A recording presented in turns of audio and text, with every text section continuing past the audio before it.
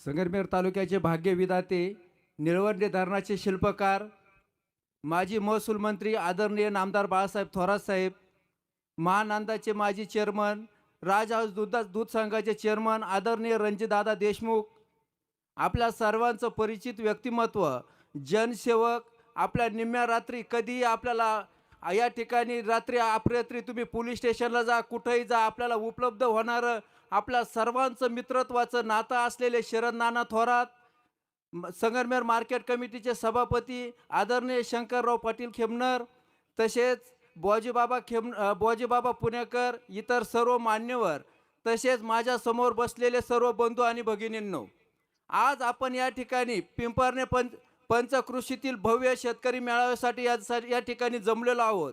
तसेच संगमनेर नगरपालिकेची या ठिकाणी निवडणूक झाली.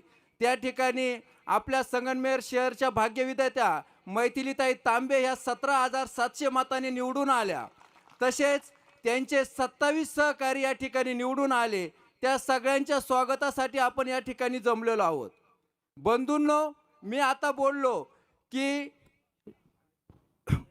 या ठिकाणी बोललो की निळवंडे धरणाचे शिल्पकार, हो खरंच साहेब या ठिकाणी निळवंडे धरणाचे शिल्पकार आहे, हे मी छाती ठोकपणे सांगतो. बंधूंनो, हे काय मी साहेबांच्या तोंडापुरतं बोलत नाही. आज आपल्या प्रत्येकाकडे मोबाईल आहे. तुम्ही आज या ठिकाणी गुगल काढून बघा आणि त्या गुगलवर सर्च करा की या ठिकाणी निळवंडेचे शिल्पकार कोण. त्या ठिकाणी तुम्हाला गुगल सांगन की निळवंड्याचे शिल्पकार या ठिकाणी बाळासाहेब थोरात आहे. बंधूंनो, 1900 आता मला एवढा भूतकाळ सांगायचा नाही, मी त्या ठिकाणी अभ्यास केला.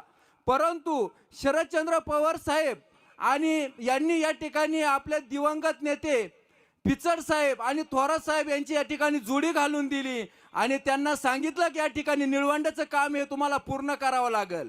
कारण त्यापूर्वी अनेक ठिकाणी जागा बदलल्या, त्या लोकांनी विरोध केला. मग त्या ठिकाणी जेव्हा निळवंड्याचं काम करण्याची वेळ आली त्यावेळेस साहेबांनी खऱ्या अर्थानं पुढाकार घेतला आणि त्यावेळेस आपले साहेब हे राज्यमंत्री, पाटबंधाऱ्याचे राज्यमंत्री होते. बंधूंनो, त्यावेळेस तिथल्या शेतकऱ्यांनी विरोध केला की तुम्ही आमच्यासाठी या ठिकाणी धरण बांधतायत, तुम्ही हे पाणी पूर्वेकडे नेणार, मग आम्हाला पुनर्वसनाचं काय. त्यावेळेस ह्या लोकनेत्यांनी सुरुवातीला आपल्या जोरव्याची 5 एकर जमीन दिली, आधी पुनर्वसन आणि मग धरण, या पद्धतीनं ह्या लोकनेत्यांनी धरण बांधलं. बंधूंनो, आता काही लोक विचारतात 40 वर्ष काय केलं. अरे बाबांनो, तुम्हाला जर 40 वर्षाचा लेखाजोखा बघायचा असेल तर या ठिकाणी मी छाती ठोकपणे सांगतो, 40 वर्षात ह्या नेतृत्वानं एक तुम्हाला आदर्श नेतृत्व दिलं, ज्या आदर्श नेतृत्वाला ना महाराष्ट्रात ना देशात 40 वर्षात अजून कुणी गालबोट लावलं नाही. तो विरोधक असो कुणी असो, आजपर्यंत साहेबाचं एक भाषण दाखवा विरोधकांनी का त्यांनी या ठिकाणी साहेबांबद्दल काही बोललं. या ठिकाणच्या तुमच्या सहकारी संस्था असू द्या, या ठिकाणी शैक्षणिक संस्था असू द्या, या ठिकाणच्या मार्केट कमिटी असू द्या, या ठिकाणची बाजारपेठ असू द्या, या ठिकाणी अद्याप तर एकही तुम्हाला या ठिकाणी भ्रष्टाचाराचा गालबोट दिसणार नाही. बंधूंनो, 40 वर्षामध्ये हा पांडुरंगासारखा दैवत तुमच्यासारखी या ठिकाणी उभा राहिला, परंतु त्यांनी कधी बडेजाव मिरवला नाही. आजपर्यंत तुम्ही मला एक सांगा, या ठिकाणी जेवढं कुणी ऐकत असतील, बाहेर ऐकत असतील, त्यांनी सांगा ह्या लोकनेत्याने आजपर्यंत कधी कोणाबद्दल अपशब्द वापरला. अनेक भाषणं झाले आणि खालच्या पातळीवरचे पार 20-20 वर्षाचे पोराला यांनी बोलायला लावलं, पण त्या लोकनेत्याने कधी कोणाला दम दिला नाही. आणि आजची तुम्ही परिस्थिती बघा, किरकोळ किरकोळ लोकांना, किरकोळ कार्यकर्त्यांना तुम्ही दमबाजी करतात. जर तुम्ही वर्ष 6 महिन्यात जर तुम्ही दमबाजी करत असाल तर हाच तर लोकनेता तर तुमच्यात फरक आहे. आणि बंधूनं, तुम्ही म्हणता 40 वर्षात काय केलं. अरे थोडा आमचा बुरुज या ठिकाणी ढासळला तर तुम्ही आमची रेल्वे पळून नेली.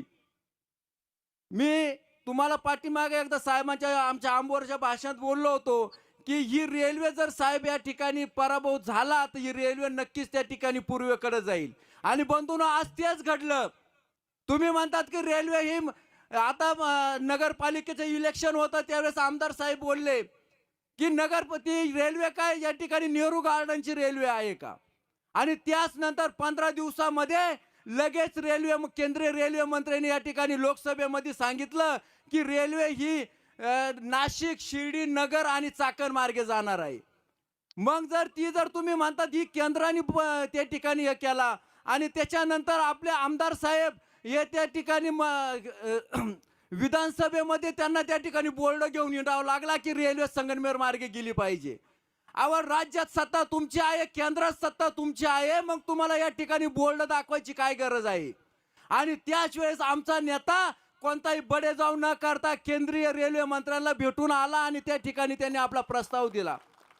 बंधूंनो, थोडाही आपला बुरुज ढासळला की शेजारचे तालुक्यावाले लचके तोडायला येतात. शेजारच्या तालुक्यावाल्यांना आपला कोणताही विकास करायचा नाही. खरा विकास हा आपल्या साहेबांना करायचा आहे. त्यांनी रात्रंदिवस आपल्यासाठी या ठिकाणी आपल्या याची करून या ठिकाणी कामं केलेलं आहे. आता एक परिस्थिती अशी होती, शेजाऱ्या पाजाऱ्यांना काय तुमचा प्रपंच करायचा नसतो. त्यांना काय पता, एक बिस्किटचा पुडा आणायचा राहतो आणि तुम्हाला लॉलीपॉप दाखवायचं असतं. जर त्यांना तुमचा खरा विकास करायचा असेल तर जे कलेक्टर ऑफिस होतं ते शिर्डीला का नेलं? जी रेल्वे संगमनेर मार्गे होती ती शिर्डी मार्गे का गेली? जे उद्योगधंदे होते ते शिर्डीला का पळवले? याचं उत्तर आपल्या लोकप्रतिनिधींना आपल्याला दिलं पाहिजे. आणि आता ही वेळ आलेली आहे. बंधूंना, आज आपण बघतोय महानगरपालिकेचे इलेक्शन आहे. अक्षरशः आपल्यासारख्या तरुण सुशिक्षित लोकांना या ठिकाणी अंगावर काटा येतो. अहो, तुम्ही सोलापूरचं बघा, त्या ठिकाणी एक ते मनसेचे विद्यार्थी सेनेचे अध्यक्ष, अहो, माघारी घेण्यावरून अक्षरशः त्यांचा खून केला. आज मी युट्यूबवर त्यांच्या लहान लहान मुलांचे त्या ठिकाणी अर्थहाक ऐकत होतो. अक्षरशः ते 3 मुलं रडत होते. ज्यावेळेस त्यांना अमित ठाकरे जेव्हा त्यांना भेटायला आले होते त्यावेळेस ते अक्षरशः मुलं रडत होते. ते म्हणत होते, पप्पा आम्हाला का सोडून गेले? त्यामुळं बंधूंनो, आपल्याला जर या ठिकाणी जर आपला किल्ला जर राखायचा असेल तर आपल्याला साहेबांबरोबर पाठीशी राहावं लागणार आहे.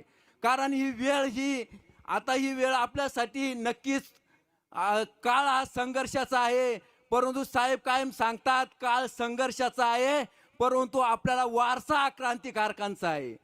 त्यामुळं साहेब, आज आम्ही तुम्हाला या ठिकाणी छातीटोकपणे सांगतो की आज हे मावळे किती आमच्यावर अन्याय होऊ, किती खोट्या केसेस होऊ, पण साहेब आज आम्ही तुमच्या बरोबर आहे. बंधूंनो, तुम्ही आज बघतात आपल्या तालुक्यामध्ये, राज्यामध्ये या ठिकाणी धर्माच्या नावाखाली मतं मागल्या जातात. अरे बंधूंनो, आमच्यामध्ये पण हिंदूंचं रक्त आहे, आमच्यामध्ये पण क्रांतिकारकांचं रक्त आहे, परंतु आमचं रक्त हे तुमच्यासारखं बेगडी नाही. आमचं रक्त हे छत्रपती शिवाजी महाराजांचं रक्त आहे. आमचं रक्त हे डॉक्टर बाबासाहेब आंबेडकरांचं रक्त आहे. आमचं रक्त हे डॉक्टर सावित्रीबाई फुलेंचं रक्त आहे. आमचं रक्त हे अहिल्यादेवी होळकरांचं रक्त आहे. या ठिकाणी बंधूंनो, तुम्हाला आवर्जून सांगू इच्छितो की फक्त धर्माच्या नावाखाली मतं मागितले, धर्माच्या नावाखाली शिव्या दिल्या म्हणजे या ठिकाणी त्या ठिकाणी तुम्ही हिंदू होत नाही. तुम्हाला जर खरं हिंदुत्व जागायचं असेल तर तुम्हाला सामान्यातल्या सामान्य माणसापर्यंत त्यांचे कामं करावं लागतील. हिंदुत्व म्हणजे फक्त एखाद्या विशिष्ट धर्माला शिव्या देणं म्हणजे हिंदुत्व नव्हे. आम्ही पण त्या गोष्टीला, मी पण एक वकील आहे. आरोपींना किंवा गुन्हेगारींना कुणी या ठिकाणी समर्थन करत नाही. साहेबांनी अनेक वेळा विधानसभेमध्ये तो मुद्दा मांडलेला आहे. गुन्हेगारांना कुणी समर्थन करत नाही, पण साहेबांनी स्वतः विधानसभेत सांगितलेलं आहे की आरोपीला, गुन्हेगारीला कोणता जात धर्म नसतो. जे कोणी आरोपी असतील, गुन्हेगारी असेल, तुम्ही त्यांना फाशीची शिक्षा द्या, परंतु त्यासाठी सर्वसामान्य लोकांना तुम्ही त्या ठिकाणी धर्माच्या नावाखाली शिवीगाळ करू नका. बंधूंनो, या ठिकाणी मी पुन्हा एकदा थोडासा वेळ जास्त घेतलेला आहे. मी आपल्याला पुन्हा एकदा सांगू इच्छितो की येणाऱ्या काळामध्ये आता पंचायत समिती, जिल्हा परिषदेच्या निवडणुकी लागणार आहे. या निवडणुकीमध्ये आपल्याला सर्व जात, पंथ, धर्म, आपले गटतट विसरून फक्त आपला नेता साहेब आहे असा विचार करून आपल्याला या ठिकाणी साहेबांबरोबर राहून साहेबांचे हात बळकट करायचे आहे. मी साहेबांना आपल्या सर्व पिंपर्ण पंचकृषीच्या वतीनं पुन्हा एकदा या ठिकाणी आश्वासन देतो की साहेब, आज आमचा हा सगळा गट तुमच्या बरोबर राहील. असे बोलून मी थांबतो. जय हिंद, जय महाराष्ट्र.